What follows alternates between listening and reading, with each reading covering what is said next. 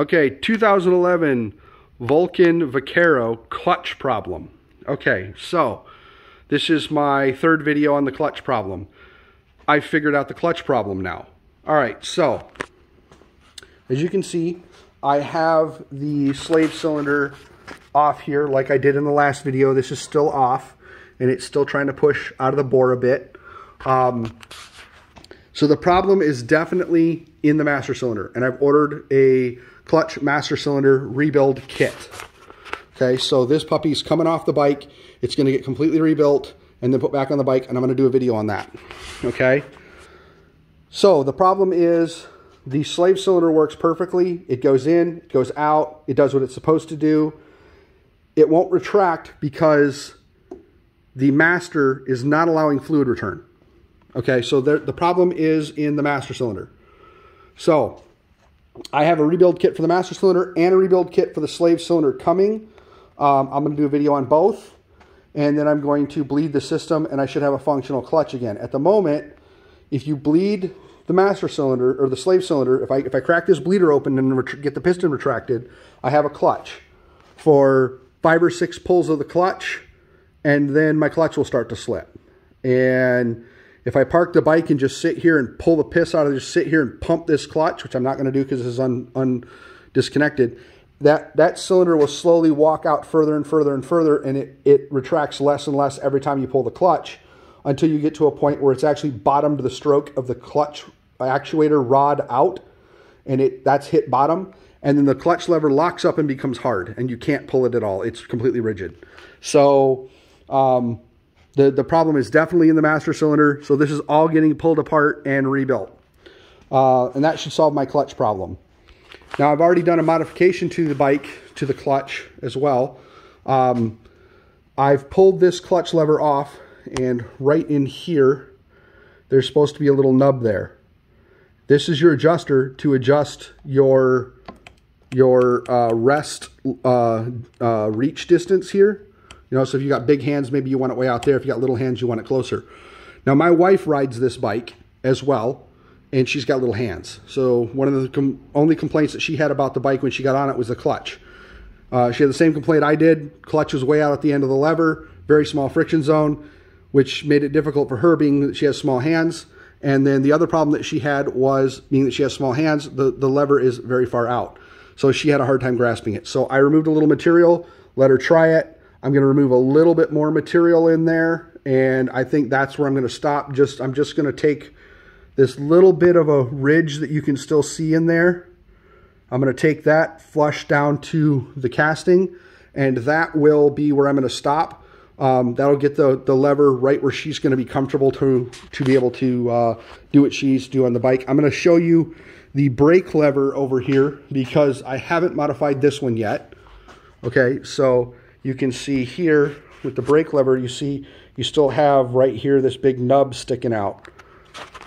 Okay, so that's still there, right there where so now this can be adjusted in right here. It's all the way in right now, and you still have, you know, considerable distance here to grab this to actuate it. And you don't need to be able to pull like the brake lever, for example. I mean, that's a hard pull of the brakes. That would lock that front tire right up. Right, you still see I have a huge gap between the bar. There's no need for this to come all the way back to the bar. So removing a little bit of material here to get this closer to the bar at rest will still give me plenty of travel. That will never come to the bar when the bike is being ridden. Okay, so I'm going to remove a little bit of material in there to get this lever so that at rest it's more like right there instead of way out here.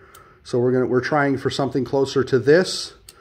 And that will give me, give her the reach she needs, and it won't bother me. I don't mind the levers being, you know, a little closer. And again, they're adjustable. So when I'm riding the bike, if I want the lever further out, I can simply turn this adjuster and push this lever further away. You see, it's got more adjustment in it. You can turn it and get it pushed all the way out like that. Okay, so you can turn that little adjuster so it pushes further off of that little nub.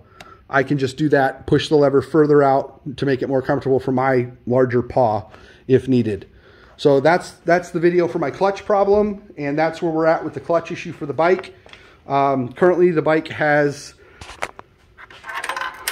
15,000, let me turn this light off.